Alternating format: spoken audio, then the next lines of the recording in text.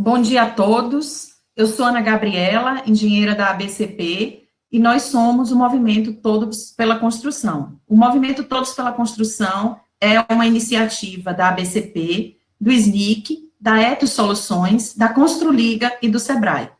Hoje, no nosso curso, agora, na nossa sala, às 11 horas, nós vamos ter o tema Paredes de Concreto, Considerações sobre Projetos. O nosso palestrante de hoje será o engenheiro Marcelo Rios, daqui de Salvador, né? O engenheiro Marcelo Rios é engenheiro civil aqui pela Universidade Federal da Bahia e técnico de edificações pela Escola Técnica Federal da Bahia. Ele é mestre em estruturas pela Universidade de São Paulo, em São Carlos. Ele é sócio-diretor da Geoteste, empresa de projetos e consultoria, que projeta estrutura de concreto armado, alvenaria estrutural e paredes de concreto. Atualmente, ele é um dos participantes da revisão da norma de paredes de concreto, né, a NBR 16.055, né, e eu queria convidar Marcelo hoje para fazer sua apresentação. Marcelo, pode entrar na nossa salinha aqui para a gente começar a nossa apresentação. Pronto. Bom dia, Marcelo. Estamos ouvindo, todos bem, graças a Deus. Bom dia. É um prazer ter você aqui com a gente, né, nosso representante aqui de Salvador, também aqui no Todos pela Construção, né, agradeço já de antemão sua participação e gostaria de deixar a turma aí com você, no finalzinho a gente entra para as perguntas e o pessoal pode se manifestar aí através do chat, para no final a gente ter esse debate. A turma é sua. Ok, obrigado. Bom dia a todos. Primeiramente, agradecer o convite da ABCP, na pessoa de Ana Gabriela, e parabenizar aí os organizadores, né, desse evento, que é uma verdadeira maratona de conteúdos aí, época de coronavírus. A Geoteste, como a Gabriela falou, é uma empresa de projetos de consultoria e também de cursos e treinamentos, e a gente trabalha com estrutura convencional, alvenaria e parede de concreto, sendo que parede de concreto hoje tem sido o nosso carro-chefe, né? A maioria dos projetos nós fazemos em parede de concreto.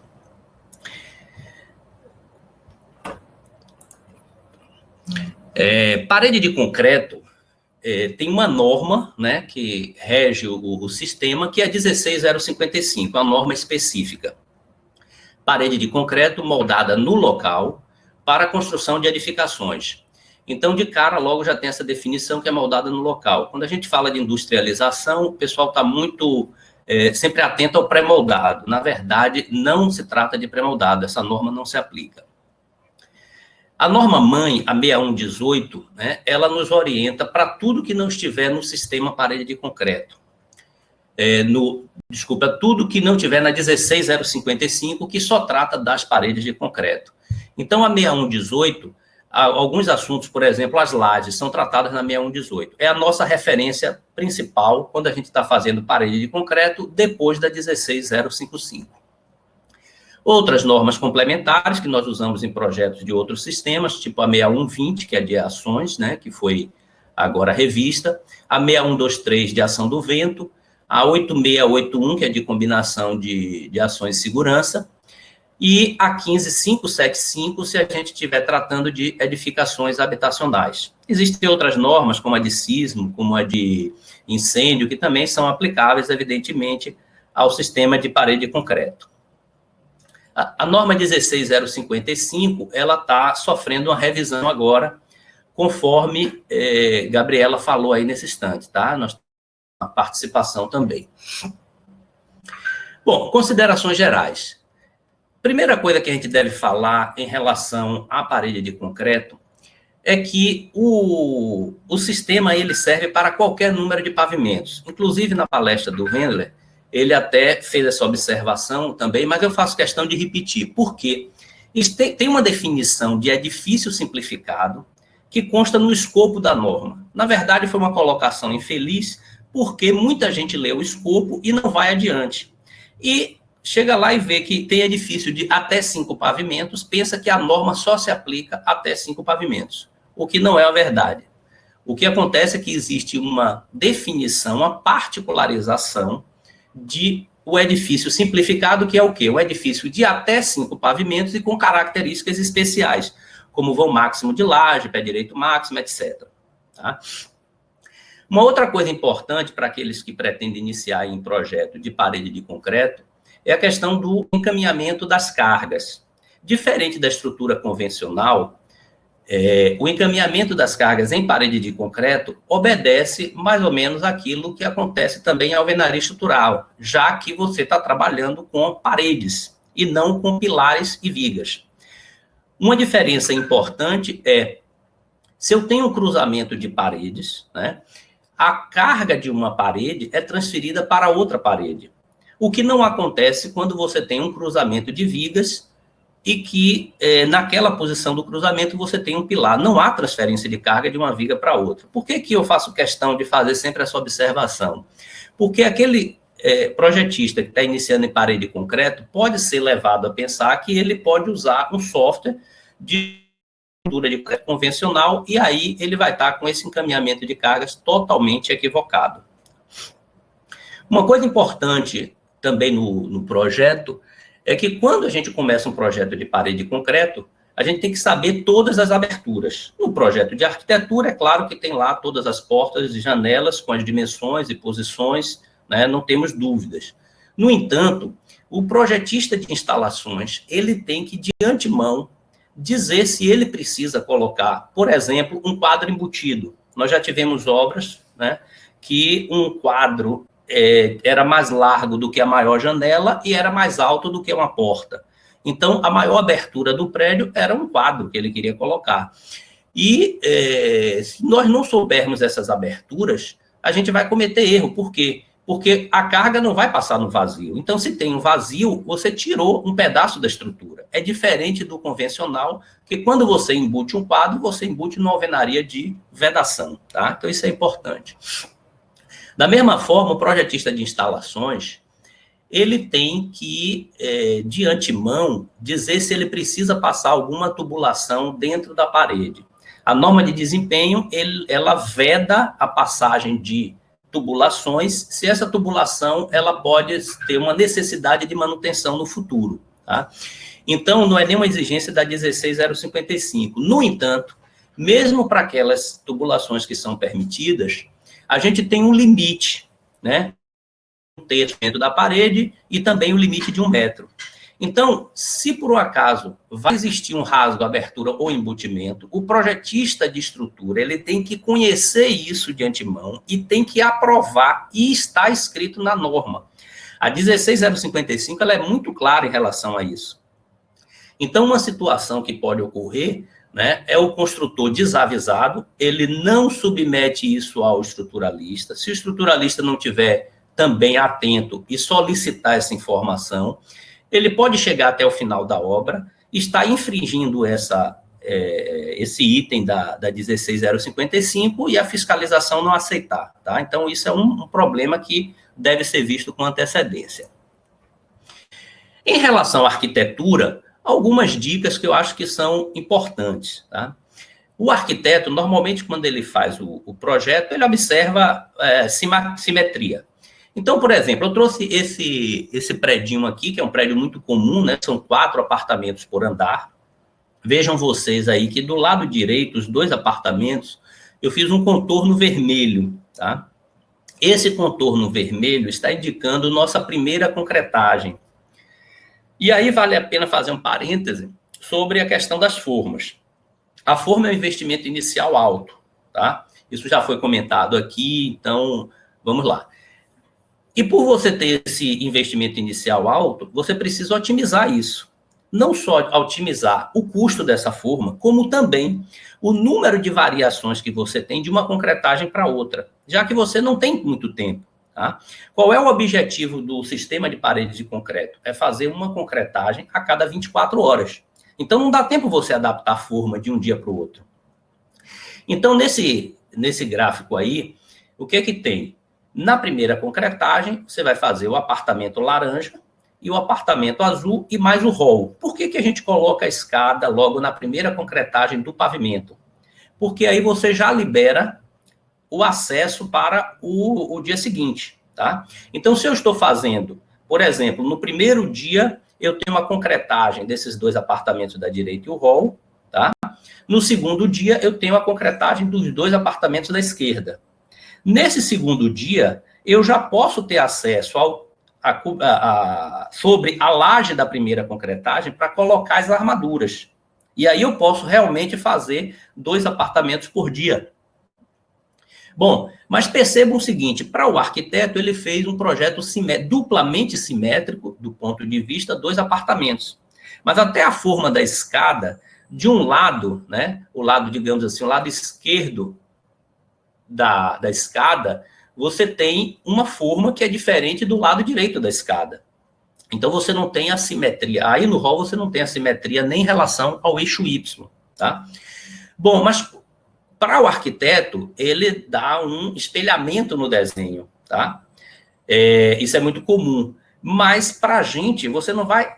na forma, você não vai espelhar ela, você vai girar ela, como se você tivesse, imagine um eixo vertical no prédio, e você vai girar ela. Por isso que esse desenho está assim descasado, porque o apartamento laranja, que na primeira concretagem é no canto superior direito, na segunda concretagem, ao girar, ele vai para o canto inferior esquerdo.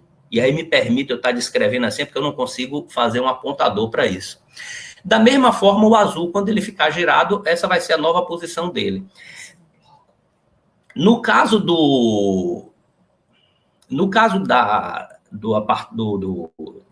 4 apartamentos por andar, eu não tenho esse problema assim mais grave. No entanto, vejam essa planta.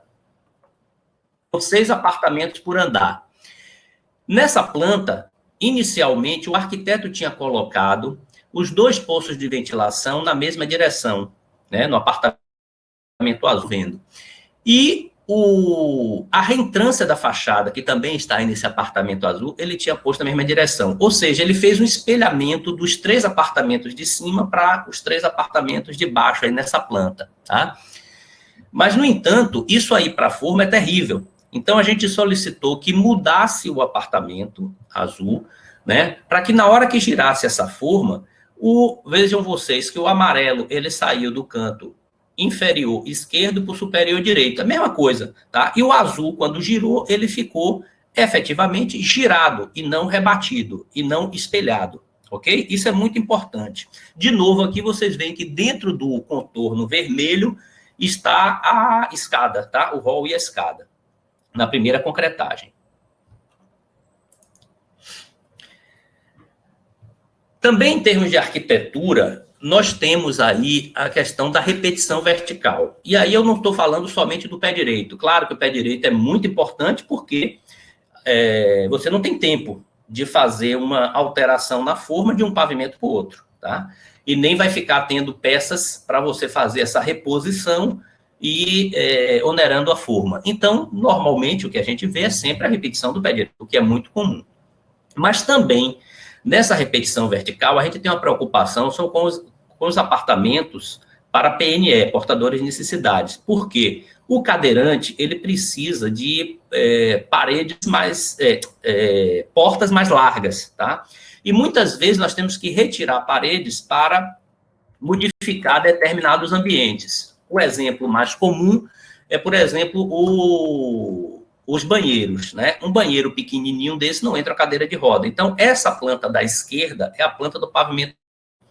E essa planta da direita é a planta do apartamento térreo, né? Adaptada para o PNE.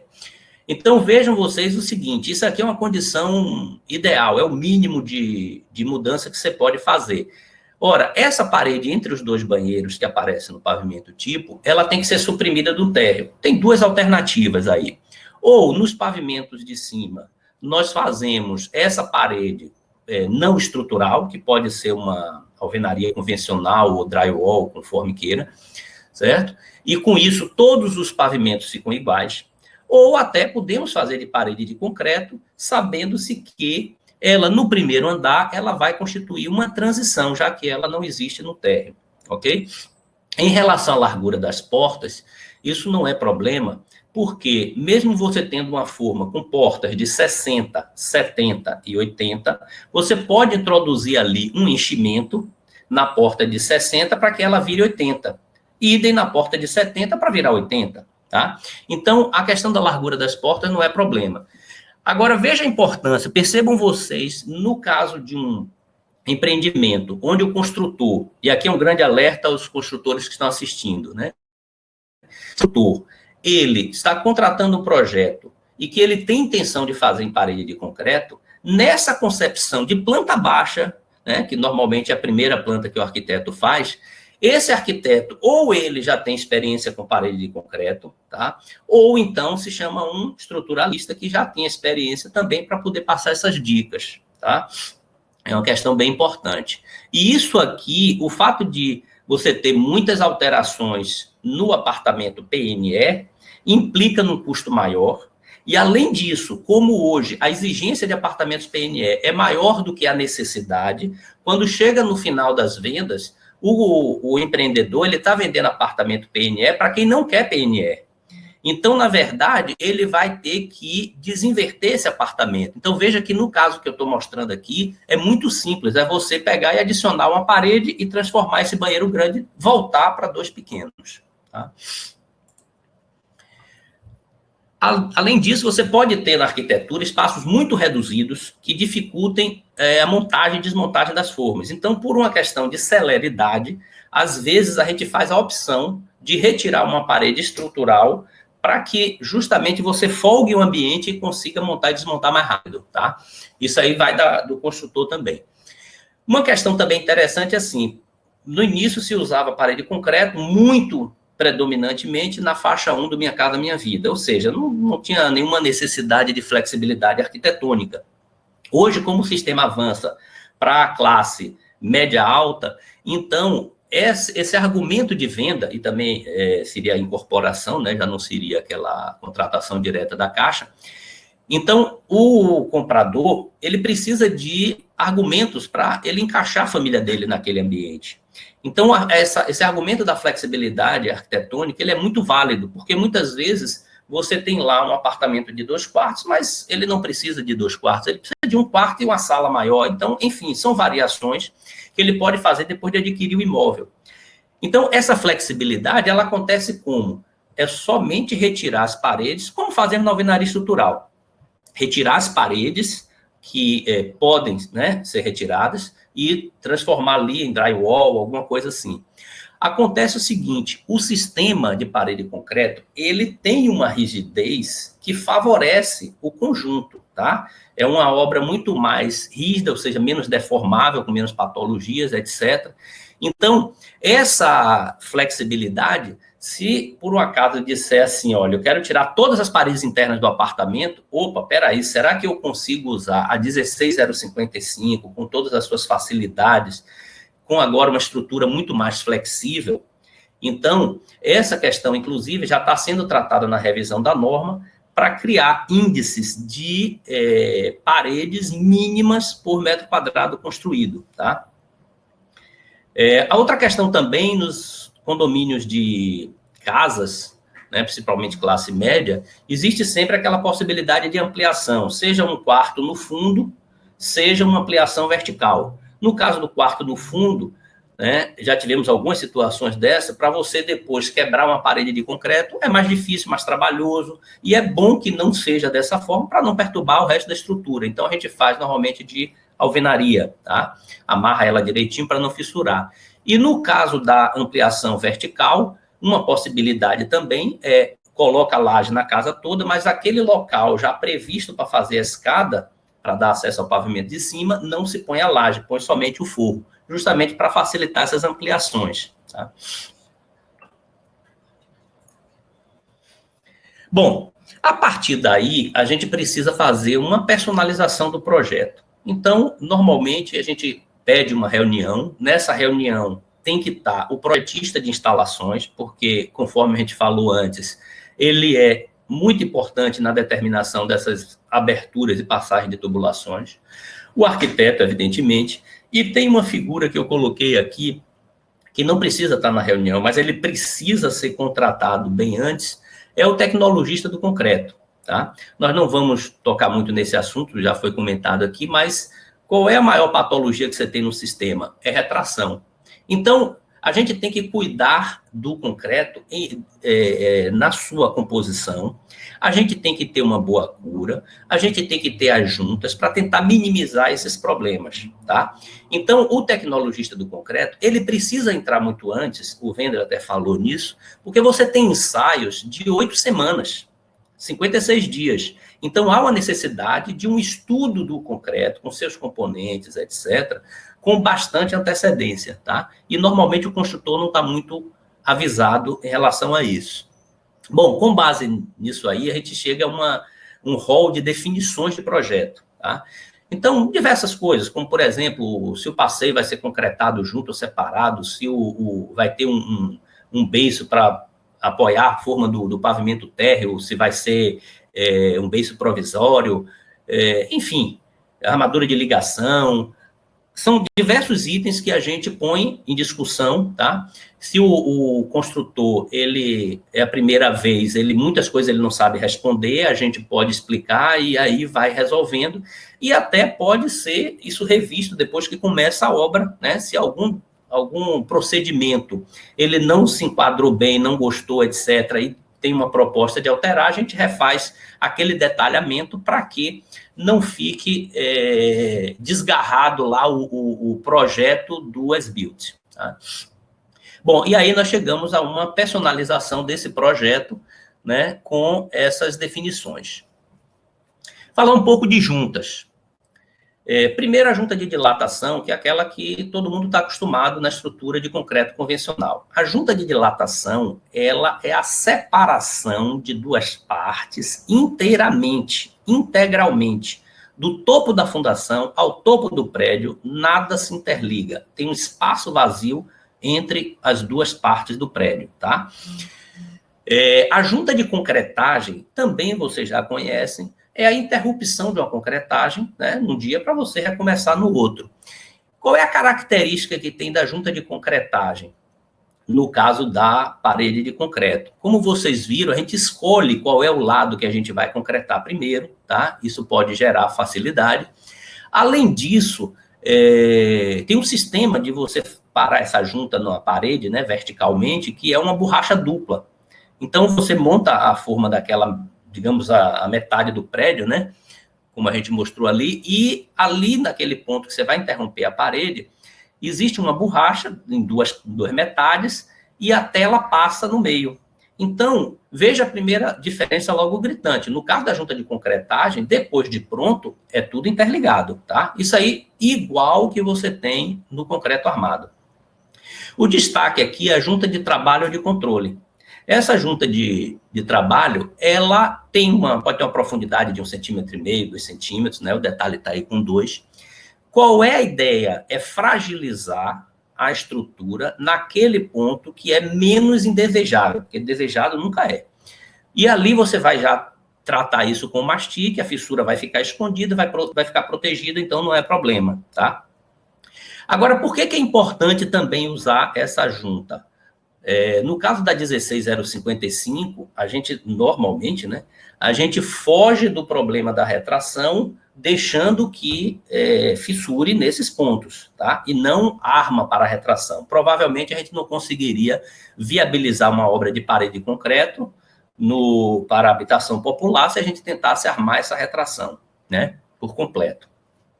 Então, a importância de colocar essas juntas é que a norma ela estipula uma armadura mínima horizontal 50% maior do que a armadura mínima vertical das paredes.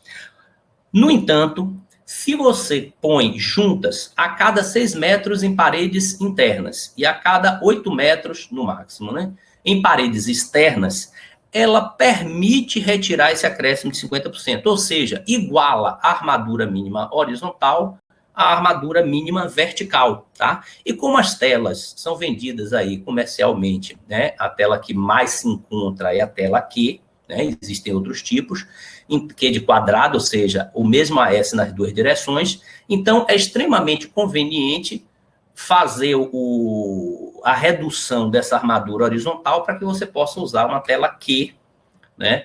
E igualar essas duas armaduras. Bom, como é que é o comportamento estrutural? O meu edifício, ele é um sistema monolítico de chapas e placas, tá? Assim como chapas e placas, assim como alvenaria estrutural. No entanto, aqui eu tenho um sistema monolítico, então ainda leva esta vantagem em relação à alvenaria estrutural. Por quê? Primeiro que eu tenho uma estrutura muito mais rígida que o sistema tradicional de pilares e vigas, certo? E aí eu tenho uma redução interessante de problemas de fachada, aqueles que você tem sempre aquela questão da compatibilização, da deformação da viga, né, com o que a parede de alvenaria aceita, né, a parede que está sobre essa viga ou sobre a laje. Então, isso normalmente gera patologias. Aqui não, eu tenho tudo rígido. Além disso, as deformações das lajes, elas não são acumuladas com a deformação da viga, como é no sistema tradicional, tá? Por quê? Porque minhas paredes verticalmente deformam praticamente zero, correto? São, digamos assim, insignificantes em relação às deformações das lajes. E esse controle maior das deformações das lajes nos leva à possibilidade de fazer, inclusive, o cálculo plástico, o cálculo por charteiras plásticas, com muito mais controle, tá certo? E esse cálculo plástico, inclusive, ele é previsto na NBR 6118, né, já que eu não tenho lajes na norma de parede concreta, eu tenho que ir para 6118, o item 1454, tá? E com o cálculo plástico associado ao cálculo elástico, a gente tem uma redução fantástica de aço nas lajes, tá? Então, nós tiramos proveito justamente por ter hoje lajes mais espessas em função da acústica, né? Nós temos vãos relativamente pequenos. É claro que quando a gente começa a retirar as paredes, a gente começa a aumentar os vãos de lajes, então, claro que isso aumenta o consumo. Muitas vezes o construtor faz uma conta, eu vou retirar essa parede, né? Deixo de gastar o concreto e o aço, mas vou botar o drywall e faz a conta de uma coisa pela outra. Não é assim, tá? Porque quando você tira, a outra parede vai pegar o esforço e também a laje, aumentando de vão, vai aumentar a armadura. Além disso, nas fundações, nós temos uma interação entre paredes do térreo e radier, o que também torna o radier mais rígido, tá certo? Ganhando também em termos de economia. Então, são as vantagens que você tem no sistema de parede de concreto em relação ao comportamento estrutural. Claro que tem outras, mas estou destacando aí essas daí. Bom, em relação às ações nos edifícios, nós temos as mesmas ações que os edifícios tradicionais, ou seja, ações permanentes, a sobrecarga de uso, o vento, sismo, desaprumo, etc. Tá? Eu gostaria de fazer aqui um destaque em relação ao desaprumo e o vento, porque cada norma trata de uma forma diferente. Então, vocês vejam o seguinte, a NBR 6118, né, a que está em vigor agora, eu não sei se estão fazendo alguma alteração disso, tem uma tal de uma regra de 30%. O que é isso? Entre as duas ações, se uma for inferior a 30% o valor da outra, você despreza ela e usa a outra. Ou seja, você precisa informar ao vento que ele não tenha uma ação completa naquele prédio que tenha um desaprumo na mesma direção, tá? Ou seja, não se soma os esforços se um for muito maior do que o outro. Sim, mas uma é ação permanente, o outro é uma ação variável. Então, se eu tenho um desaprumo e esse esforço ele já está lá, quando o vento bate na mesma direção, o esforço também acontece, tá? Então, não vejo muito sentido. Se não houver essa preponderância de um ser maior do que 30%, ser menor do que 30% do valor do outro, ele manda fazer uma combinação. Na 16868, que é a norma de alvenaria estrutural, que passou da fase de consulta pública, já está para sair, ela não vi nenhuma referência a fazer combinação entre desaprumo e vento. Ou seja, só diz que você tem que considerar, como tem que considerar o vento, tem que considerar o desaprumo, então pronto, tem que considerar os dois. Então, acho que é a mais sensata. No caso da 16055/2012, que aqui ainda está em vigor, diz que você tem que considerar aquela que proporcionar a situação mais desfavorável. Ora, vamos imaginar aqui um prédio que você tenha lá um esforço devido ao vento e devido ao desaprumo, e um seja 99% do valor do outro. Ou seja, você vai desprezar 99%, que no cômputo geral é quase 50% do total, tá? Então também não faz sentido.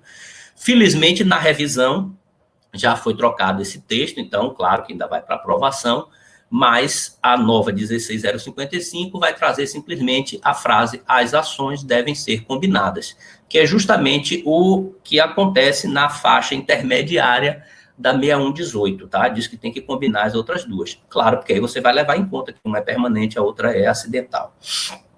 É variável, desculpe. Bom, em relação ao dimensionamento, eu queria só fazer algumas considerações aqui, né? Nós não vamos fazer conta, evidentemente, não é o propósito, mas somente algumas observações em relação à fórmula do dimensionamento, que foi uma fórmula muito questionada na revisão da norma, tá? E aí eu queria que vocês percebessem o seguinte, eu tenho aí o ND resistente, que é o que aquela parede vai resistir por metro de parede, né? O que ela vai resistir seria o quê? A menor de 3 parcelas. Então, vocês estão vendo aí que ND resistente igual a uma primeira parcela, que é menor ou igual que a segunda parcela, menor que a terceira. Ou seja, você vai pegar a menor das 3. Reparem que na primeira e segunda parcelas, você tem uma expressão que é muito parecida com a expressão lá de pilar centrado, né? 0,85 de FCD mais ρ vezes FSCD. Percebam que aí está multiplicado por T, que é a espessura. Não está multiplicado pela área. Por quê? Porque nós estamos calculando o ND resistente por metro. E na norma, para quem abre a norma hoje, vai ter a terceira parcela está multiplicada pela área. Tá? É um equívoco. A terceira parcela também tem que ser multiplicada por T. Tá? Eu não posso comparar parcelas com unidades diferentes. Não faz o menor sentido. Tá? Bom, na primeira parcela, no denominador, tem uma expressão com K1 e K2 que caracterizam a geometria da parede. Tá? Então, se a parede é mais esbelta, essa expressão de K1 e K2 vai dar um valor maior, ou seja, vai reduzir a resistência em função da geometria ser uma geometria menos favorável, ok? A segunda parcela nada mais é do que a primeira, impondo um limite para a expressão de K1 e K2, tá certo? Então, o numerador é exatamente igual, mas o denominador é como se fosse um limite mínimo para essa expressão que transmite as características geométricas da parede. E aí, dentro dessas características geométricas, a gente vai falar daqui a pouco, o LE, que seria a altura equivalente, tá? É justamente levado em conta aqui. Então, toda a parte de flambagem, etc., está justamente nesse denominador. Agora, percebam um detalhe muito interessante, que assim, na descrição aí de o que é cada símbolo, você tem o ρ, que é a taxa geométrica da armadura vertical da parede, assim como é no pilar, né? Não maior que 1%. A norma de parede concreta, ela não permite uma taxa de armadura maior do que 1%. Você pode até colocar, mas você não pode computar. Tá? Ainda assim, pode ser que por uma combinação aí de valores, você chega num determinado momento em que a primeira parcela, ou a segunda, ou as duas, ela ultrapassa a terceira. Ora, o 0,4 de FCD, né, é um limite da tensão concreto, onde daí em diante adianta você aumentar a armadura, tá? Porque isso não vai trazer nenhum benefício. Perfeito? Então, tem que ficar atento para isso, porque às vezes a parede não está passando, aí põe mais armadura. Já não é mais o caso, é aumentar a espessura, tá? E quando você aumenta a espessura, claro, você está diminuindo a tensão no concreto. Essa é mais ou menos a lógica. Perceba uma coisa, que nos edifícios mais altos, nós temos, claro, né, como nos pilares, você tem nas paredes uma variação, né, de ND ao longo dos andares. Obviamente, o térreo precisa de uma capacidade resistente bem maior do que os que estão acima. Ora, nós temos a possibilidade de variar a espessura da parede? Nem pensar. Né? Por quê? Porque você tem ali um conjunto de forma que você tem um ciclo de 24 horas. Você não vai adaptar a forma, certo? Então, isso aí não é cogitado. Você pode variar a armadura? Pode, mas não é prático, tá? Normalmente, a gente trabalha com a armadura constante, né? Principalmente no que se refere às telas. E aí, eu vou variar o quê? Vou fazer o prédio todo com a mesma resistência? Depende. Você pode ter uma variação, por exemplo, de FCK, tá? Que é uma coisa relativamente simples. Você está fazendo um prédio mais alto, certamente você está pedindo concreto, né? E aí você pode pedir num dia um concreto de 40, no outro dia de 35, enfim, você pode fazer essa variação. E também você, dentro de um pavimento, você também tem que colocar as paredes mais carregadas com uma espessura maior do que as paredes menos carregadas. Só, no entanto, esse procedimento também leva um ponto de atenção, por quê? Porque quando você tem uma parede mais espessa, você vai ter também uma armadura mínima maior, tá? Então, se você estiver trabalhando com armadura mínima, vai ter que prestar atenção nisso. Então, você já tem uma variação de armadura e tem também uma variação dos espaçadores, tá certo? Então, como você trabalha ali com aquelas peças e é tudo muito rápido, então, se você tem uma parede, por exemplo, de 10 e a outra de 12, por essa questão, há de se prestar atenção para não usar errado. Porque se você botar, por exemplo, aquele distanciador, né, que faz o fechamento da forma, para que ela não... a distância certinha da espessura. Então, se você pegar um distanciador de 12 e colocar numa parede de 10, logicamente, você não vai conseguir fechar essa forma. E se for o contrário, você colocar um de 10 numa parede de 12, na hora que você fechar a forma, pode ser que esse aperto, quando você der, leve a parede a ficar com 10, tá? E aí seria um desastre. Mas também a forma não encaixaria. Então, essas coisas são decididas juntamente com o construtor para que fique uma coisa prática, tá? Bom, voltando aqui à questão da fórmula, né, essa parcela aqui de baixo, eu tenho também uma observação a fazer, que é o seguinte, eu falei do LE, o LE, ele entra aí na composição do K1 e K2, eu nem estendi mais, não coloquei a fórmula do K1 e K2, mas o LE, que é o quê? A altura equivalente da parede, ela é influenciada pelas condições de contorno dessa parede, tá? Então, eu vou passar aqui para a figura seguinte. Opa! Vocês estão vendo a figura, será? Opa, veio, chegou. Eram 2 cliques. Desculpa aí. Então, é o seguinte, eu fiz isso até à mão e apresentei na revisão da norma. Já sei o que aconteceu. Faltando uma figura. Desculpa aí, mas está faltando uma figura. Para quem conhece, na 6118, tem umas figurinhas, se vocês estão vendo aí, são essas figurinhas que eu coloquei ao lado do gráfico, tá? Então, a depender da condição de contorno, de ser engaste, apoio ou livre, tá? Você vai ter um benefício maior ou menor em função do LE, tá? Então, o LE, se você, por exemplo, não tem vinculação nenhuma, ele é igual ao L, ou seja, a altura da parede.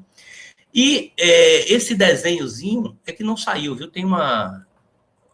Eu vou voltar aqui, ó. Esse desenho, ele não saiu, que é a figura que tem na 6118 e que tem na 16055, tá?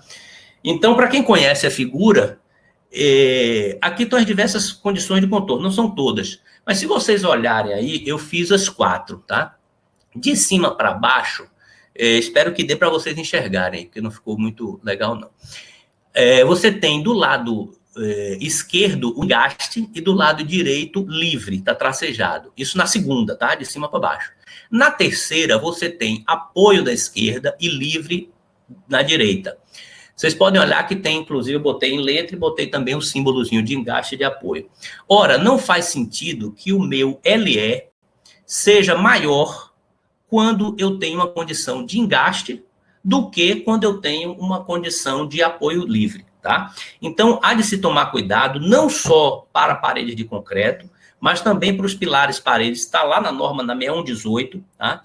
E eu tenho, inclusive, citado isso aí, o pessoal está revisando a norma, a 6118 também, né? E na 16055, como é uma cópia, o ideal é que as duas tivessem com a mesma coerência, tá? para que você não faça uma parede, digamos assim, coloque a condição dela como engaste e seja pior do que uma situação como apoio, tá? Bom, basicamente era isso aí que eu tinha para dizer para vocês, né? Eu vou ficar agora à disposição, meu contato está aí, e estou à disposição aí para as eventuais perguntas. Oi, Marcelo, voltando, seu tempo foi ótimo, né? Que a gente estava preocupado um pouquinho com a quantidade de assunto que Marcelo teria aqui para passar para a gente, né? Mas foi tudo muito bem. Obrigado, já agradecendo assim de antemão, em nome de todos pela construção, a você e a Patrícia, né? Que Marcelo trabalha juntamente com Patrícia Rios, né? Eles são uma dupla na Geoteste, para quem não conhece, vale a pena conhecer a dupla, né? E eu gostaria de passar para algumas perguntas, que aqui no chat apareceram algumas perguntas, né? Tem também algumas perguntas até minhas, né, particulares aqui, que eu gostaria de fazer. Vou começar logo por uma aqui. Qual tipo de fundação que você acha mais adequado para obras em parede de concreto? Tem aquela fundação que, se puder ser essa, é imbatível? Perfeito. Primeiro, agradecer aí a presença do pessoal, né, porque foi bastante gente. E não sei se eu contribuí, mas vamos tentar contribuir um pouco mais. Gabriela, a fundação ideal realmente é o radier, tá? A gente tem que sempre pensar o seguinte: se nós temos uma carga distribuída, então nossa fundação tem que ser distribuída. Você pode até fazer uma sapata corrida e também vai funcionar, claro. Mas por que do radier? É muito prático, né? A gente precisa ter realmente concretado esse piso para começar a fazer forma. Então, o radier, ele termina sendo a fundação mais prática. Tanto que há casos onde a gente tem uma deficiência no solo, né? E há uma preferência entre retirar o material, fazer, às vezes, um reforço com geotêxtil, por exemplo, para dar maior capacidade de carga a esse solo e fazer um radier, porque tem sido realmente a situação mais econômica, até porque a gente considera essa rigidez conjunta, né, com as paredes do próprio edifício. Claro que eu estou falando isso quando a gente nasce com parede de concreto desde o térreo, tá? Quando tem transição, não. É diferente, que aí você já tem a estrutura de concreto armado por baixo do sistema de parede de concreto. Certo, obrigada. Tem uma pergunta aqui que eu deixei seu slide aí no fundo, talvez pensando em você responder ela, foi logo no iniciozinho, do Carlos Magalhães. Ele colocou, ele não entendeu claramente porque a forma tem que ser girada para o outro lado. Foi naquela figurinha logo no início que eu acho que você falou na apresentação. Se você quiser voltar lá para tentar esclarecer um pouco mais. Pronto, vou. É um pouco lento aqui, porque a gente dá o clique e ele ainda demora um pouquinho para aparecer novamente o botão, tá? Como é o nome dele? Foi Carlos Magalhães. Carlos, repare, a forma, ela não é... Não sei se é Carlos André daqui, não sei se é Carlos André, porque é Carlos André Magalhães, não sei se é ele daqui mesmo de Salvador, mas é Carlos Magalhães aqui. Uhum. Veja bem, a forma, ela não é dupla face, tá? Então, imagine que você tem uma parede e que tenha uma porta do lado direito. Quando você rebate, dá o mirror, né, do AutoCAD, e olha a face dessa parede, essa parede vai estar, a porta, desculpa, vai estar do lado esquerdo. Tá certo? Então, claro, você pode até adaptar isso, mas é muito mais prático que você gire a forma, porque as peças vão todas no mesmo sentido, na mesma posição. Ok? Então, tente mentalizar isso aí. Você pega um prédio, é que aqui não aparecem as portas, porque eu fiz questão de simplificar o desenho por causa da representação gráfica aqui, né? Mas se você pegar uma parede, digamos uma parede de um quarto, tá? E você tem a porta ali, digamos, está do lado esquerdo. Você está dentro do quarto, a forma voltada para dentro do quarto. Se você rebater isso para o outro lado, essa porta, ela vai ficar do outro lado, tá? Pois não, pode ir. Ok, né? Tem mais uma pergunta aqui também de Márcio Cunha. Ele pergunta, Marcelo, e sismo? Como se considerar sismo em um sistema de parede de concreto? Como é que se daria essa ligação? Aqui no Brasil, acho que a gente não tem muito esse problema, mas quem já visitou obras aqui fora do Brasil, alguns que estão aqui presentes no chat, com certeza já tiveram a oportunidade de ir, A gente viu que em alguns países os prédios são praticamente colados um no outro em parede de concreto, justamente por conta do sismo. Comente, por favor, um pouquinho essa questão do sismo. Ó, Márcio Cunha, você não fique fazendo pergunta difícil não, viu? Eu vou entrar no seu curso também para fazer pergunta difícil, tá? Bom, na verdade, o sismo, assim, nós temos algumas regiões do Brasil que são zona 1. Me parece que zona 2 é quase nada. Nossa região toda aqui, a grande maioria do Brasil, realmente é zona 0, que dispensa verificação. Isso, inclusive, eu soube que estava sendo até revisto, tá? Mas o sismo, ele é uma ação como outra qualquer. O que acontece na parede de concreto que, digamos assim, a gente leva uma certa desvantagem em relação ao convencional? É que nós temos uma estrutura que é menos dúctil, tá certo? Então, eu, por exemplo, não tive ainda a oportunidade de fazer nenhum projeto com sismo em parede de concreto, porque, como eu estou dizendo, a área é muito restrita. Mas a ação funciona do mesmo jeito, porque o sismo ele é transformado, é uma ação dinâmica também, que é transformada em ação estática, como se fosse o vento, né? Porque o vento, na verdade, também é dinâmico. Sim. Eliseu Moura, ele pergunta aqui, em um apartamento de 3 pavimentos ou mais, qual seria a altura ideal entre um pavimento e outro para que a carga esteja distribuída em toda a estrutura? Olha, não é... Também muito não, se ele está perguntando a questão do pé direito, né? O pé direito, repare, é normal. Na verdade, o pé direito vai influenciar no dimensionamento dessa parede. Porque na hora que você faz a conta e faz o encaminhamento dessas cargas e chega com esses diagramas de tensões lá embaixo, certo? Independente da altura da parede, você vai ter essa distribuição do mesmo jeito, tá? Agora, o que vai acontecer aí é, naquela formulazinha de dimensionamento, aquele denominador que é em função de K1 e K2 vai subindo quando você vai aumentando o pé direito, tá? Então, é importante, e claro que também a questão das deformações do prédio, mas o que é importante aí de ver é o seguinte, você tem que ter essa altura, o pé direito tem que ser constante por conta da praticidade, tá? Mas não impede que você use um pé direito maior ou não. O que vai acontecer é que lá no dimensionamento ele vai influenciar por causa da flambagem, digamos assim, né, em termos mais rasteiros, dessa parede. Certo.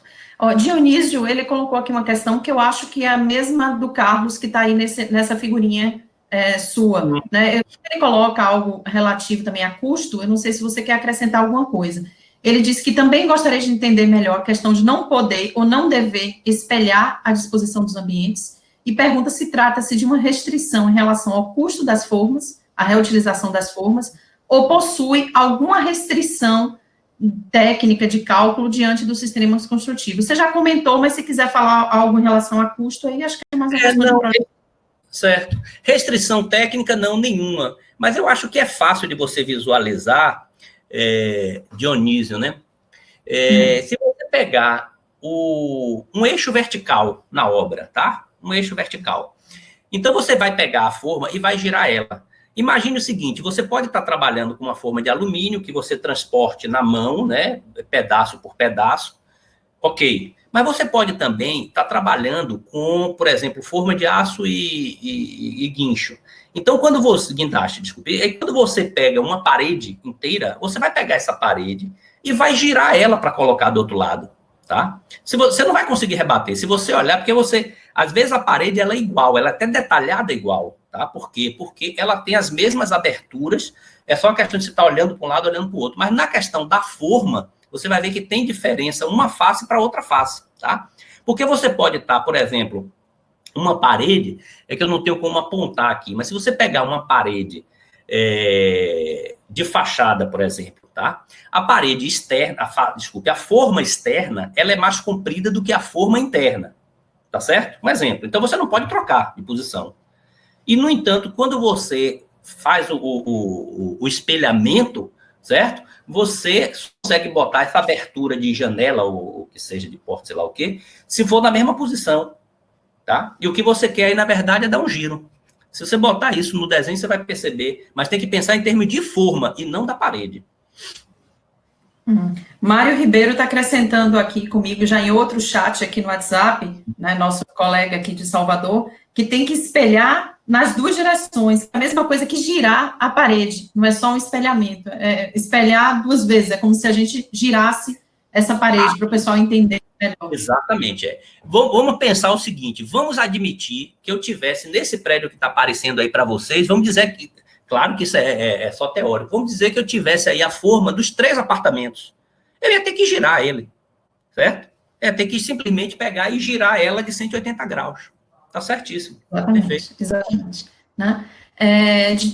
Gustavo Arruda, ele lhe parabeniza e ele diz que, em função da grande rigidez das edificações em paredes de concreto, qual a sua avaliação sobre a exigência de norma quanto à exigência de armadura mínima, né, para esse tipo de edificação, que é a chamada armadura psicológica? Um abraço para Gustavo. Gustavo, é o seguinte, já existem estudos para retirar a tela da parede de concreto, mas não pode ser com esta norma, tá? A gente sabe que, inclusive, a maior dificuldade de tirar a tela e substituir, por exemplo, por fibra, porque, claro, que a tela está ali também dá alguma ductilidade, né? Além do reforço, ok? Vamos falar só de tela. Mas já existem estudos para retirar a tela. A tela, eu costumo brincar que é o cabide, né, da parede. É onde você vai pendurar suas instalações.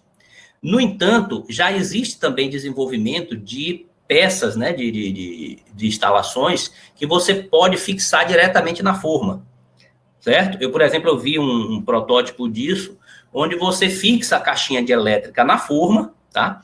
Já com o orifício ali certinho, e depois, quando você tira a forma, você perde aquele fixador, né? Mas é uma coisa de plástico, uma coisa boba.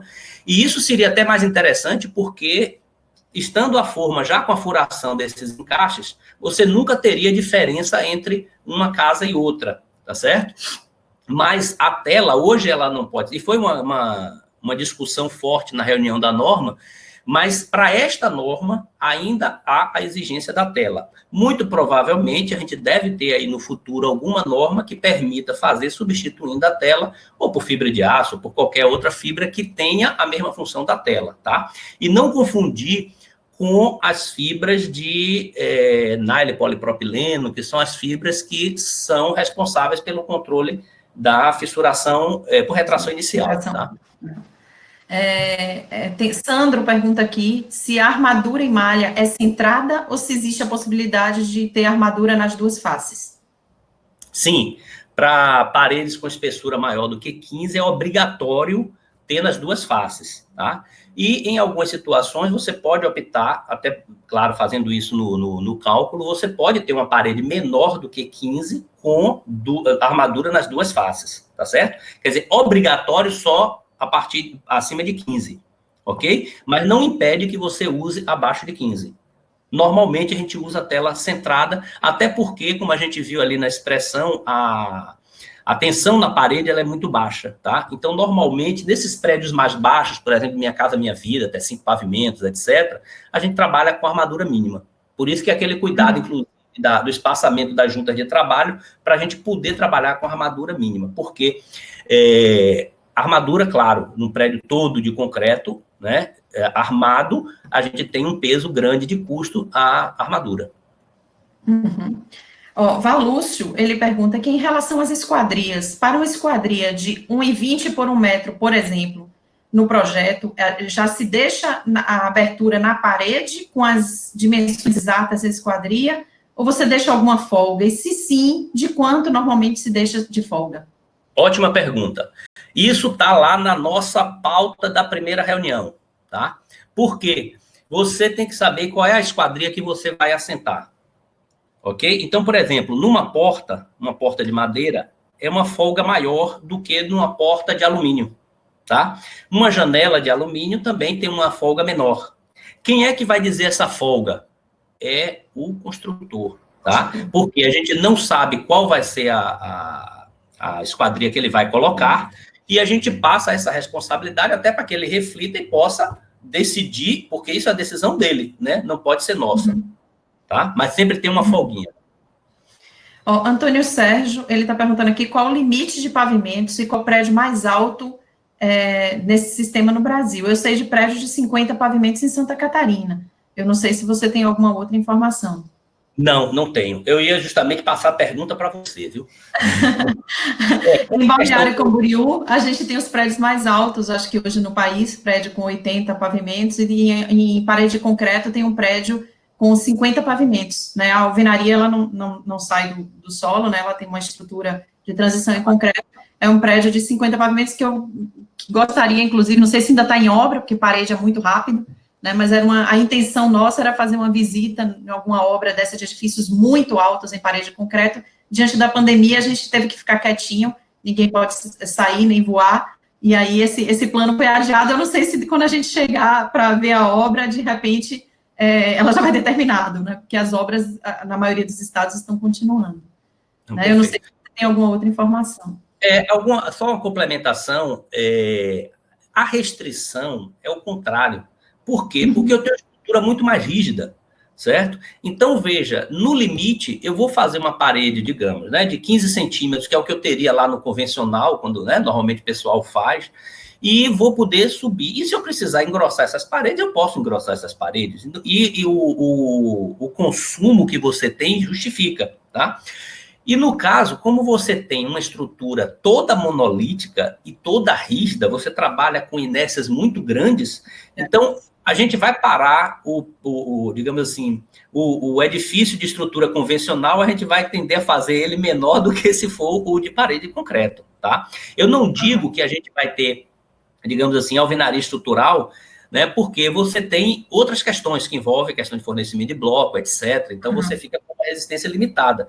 Agora, no caso dos prédios de parede de concreto, na norma, tem lá uma limitação na 2012, tem 16055 de 2012, tá? Existe uma limitação de só usar concreto até FCK de 40, tá? Então, se você já está utilizando FCK de 40 e está subindo com o seu prédio, logicamente, você vai precisar aumentar as espessuras, tá? Mas não tem limitação técnica. Joia, obrigada. Gamal, lá de Recife, calculista também, colega, ele pergunta, Marcelo, você aconselha o uso de fibra para combater a fissuração? Sim, sempre é utilizado, né? A fibra de polipropileno, parece que ele propileno é mais barato, então a gente usa normalmente, mas sempre é indicado em projeto que a fissuração por retração, a gente tem esses cuidados, conforme eu falei, né? Tem que usar a fibra, inclusive a norma vai aprofundar um pouco mais essa questão, né, da retração, porque tem sido, assim, o ponto de atenção, né? Então, a fibra, para o controle de retração, ela deve ser empregada, as juntas devem ser projetadas e executadas, gosta de executar a junta de trabalho, né? Você tem que ter uma boa cura. Eu nem gosto de falar em cura, porque eu acho assim um absurdo a gente ter que dizer a um engenheiro que precisa fazer cura de concreto, principalmente quando ele está fazendo uma obra de parede de concreto, né? Que as extensões são grandes, as superfícies imensas, né? Em relação ao convencional. Então, claro que a cura é importante, tá? E a questão do tecnologista de concreto, certo? Por quê? Porque você precisa estudar uma composição que seja um concreto. Tem construtoras que usam superfluido, mas normalmente é o alto-adensável. Você vai fazer um concreto alto-adensável com baixa susceptibilidade à retração. A cura é um ponto que a gente tem que tocar o tempo inteiro, tem que falar o tempo inteiro, em sala de aula o tempo inteiro, para ver se entra na cabeça de engenheiro que produto à base de cimento precisa de cura, seja concreto, seja argamassa, qualquer um deles. Somente na região de... Me permita aqui, né? Eu vou contar um caso rápido, mas um engenheiro de obra de parede de concreto, ao me retratar que tinha lá umas fissuras, eu comecei a perguntar como é que era, perguntei como é que ele estava fazendo a cura. Então, o engenheiro responsável por uma obra de parede de concreto, ele não sabia o que era cura. Ou para que serve, né? Porque se não sabe o que é, não sabe para que serve também. Né? É uma pergunta de prova, né? Isso é pergunta típica de prova de materiais de construção. Então, você, como professora, reprove. Com certeza. Pode errar essa questão e você reprova. Não, a gente tem que bater nessa tecla o tempo todo. Tem duas perguntas que elas se complementam, não sei se você vai poder falar assim abertamente, mas Alexandre, ele pergunta se existe algum software que considera, específico, né, software para parede de concreto, e Luiz, ele pergunta qual o que você usa. Então, primeiro, se existe, se você usa algum, se você quiser falar o que você usa, aí é contigo. Não, existe, tem um aí recente, né, que foi lançado, mas a gente tem, no caso, a gente tem planilhas próprias, né, que foram preparadas, assim, e tanto no cálculo das ações, como no dimensionamento, tá? Mas já existe um software no mercado que foi lançado aí recentemente. Não posso... Oi? Fique à vontade, pode terminar. Não, é só, assim, que eu não posso nem fazer nenhum julgamento, nem faria aqui, tá? Mas, assim, como nós, da Geoteste, nós temos um detalhamento muito específico, porque nós detalhamos parede por parede, emenda por emenda, né? Nós fazemos um plano de corte, então todas as telas da obra são desenhadas, né? E nós fazemos uma otimização dessas telas. Então, assim, a gente não faz um detalhamento em linha reta, não. A gente vai até o plano de corte e vê lá, puxa vida, eu poderia estar encaixando lá um pedaço de tela aqui, mas um pouco menor. Então, eu vou e refaço o meu cálculo. Será que eu posso suprimir ali qualquer 5, 10 centímetros naquela tela para encaixar no espaço que eu tenho ali no plano de corte? Então, com isso, a gente chega, já teve prédios da gente ter 0,78% de perda em tela, né? O que é bastante significativo, menor do que 1%. Então, isso, para uma obra que tem muita repetição, isso é extremamente importante, tá certo? Então, assim, eu acho que como a gente tem um detalhamento muito específico, e essa parte para a gente também dá muito trabalho, a gente tem desenvolvido rotinas próprias para fazer esse detalhamento, tá? Uhum. Vamos encerrar aqui na pergunta do Wellington. Tem algumas outras perguntas. Eu peço que as pessoas encaminhem a pergunta diretamente a Marcelo, né? Ele colocou o e-mail no final da apresentação. A apresentação vai estar disponível também no canal do Todos pela Construção no YouTube, então quem quiser assistir novamente. Mas para a gente fechar aqui, até mais a questão de execução, o Wellington ele pergunta se, em casos de forma que já foi usada várias vezes, né, começa a surgir algumas deformações na própria forma, né? E que vai causar deformação na estrutura, obviamente. Qual o tempo de vida útil da forma, e nesse caso de várias utilizações, quais os cuidados específicos na execução? Tá. Bom, a gente trabalha mais com projeto, mas a gente interage muito com os construtores, então eu não vou falar de experiência própria, tá? Mas sim de conversas com construtores. Vai depender muito do cuidado que você tem com essa forma. Eu costumo brincar que, assim, a forma é a princesinha da obra, tá? E quem vai tratar nessa forma é um cara que está lá com uma ferramenta pesada e que, ao mesmo tempo, ele tem que ser delicado. Mas como? Na verdade, se você não dá um bom treinamento ao operário para que ele faça a desmontagem dessa forma, e a montagem também, mas principalmente a desmontagem, para que ele não faça com jeito, ele vai fazer na força, tá? Então, é uma questão também do próprio zelo da empresa na capacitação dos operários, tá? Para poder tratar a forma com mais cuidado. E também a questão da manutenção mesmo, de limpeza, etc., que tem que ser feito diariamente. Na verdade, tem até empresas que adotam uma limpeza diária e uma limpeza semanal. É como se fosse assim, limpa todo dia, mas tem uma faxina, né? Isso também é importante. Então, esse cuidado é que vai dizer a quantidade de vezes que você vai poder usar uma forma. Claro que também o tipo de forma vai influenciar, certo? Claro que a tendência é que você tenha uma forma com a superfície de aço vai tender a ter muito maior durabilidade do que uma forma em alumínio, justamente por essa questão de a forma de alumínio numa pancada, ela amassa, tá? Então, você teria que estar trocando essas peças, etc. Tá certo? Então, assim, estou falando do que eu tenho trocado ideia com o construtor. Forma é equipamento, né? Você investiu caro no equipamento, você tem que ter zelo pelo equipamento, assim como um caminhão betoneiro, assim como qualquer outro equipamento da construção civil, né? Eu vou ter que encerrar, infelizmente, tem muitas questões interessantes, interação solo-estrutura, né? Espessura de parede, até quanto de espessura para quantos andares, então tem um monte de questões aqui interessantes que a gente pode continuar a falar, né? Mas eu vou pedir que o pessoal encaminhe essas questões para Marcelo, porque a gente, infelizmente, tem um tempo reduzido. O tema paredes é um tema que tem muita coisa para ser debatida, muita curiosidade ainda, né? Tanto na área de projeto, execução, revisão de norma, então a gente está tendo palestras no Todos pela Construção, nos diversos temas. Então, tem a palestra de Rubens Monge, tem a palestra do Maurício, tem a palestra do Wendler, tem a palestra do Marcelo. Então, quem for lá procurar Parede de Concretos vai achar várias pastinhas aí com várias apresentações. Então, eu queria agradecer a Marcelo, que você faça as suas considerações finais para poder a gente, infelizmente, fechar a nossa sala. Tá. Agradecer mais uma vez o seu convite, tá? Eu quero pedir desculpa aí pelo penúltimo slide, não sei porque não deu certo, era a norma. Quero pedir desculpa também, porque é a primeira vez que eu faço uma live, tá? Em tempo de coronavírus, agora a moda é Corona Live, né? Então, como é a primeira vez, quero agradecer também aí a presença de vários amigos que eu vi aqui, né, que entraram, enfim, estou à disposição, né, para quem tem o meu contato aí, para quem pegou, pode mandar e-mail, respondo com todo prazer. E, mais uma vez, obrigado aí, a atenção de todos.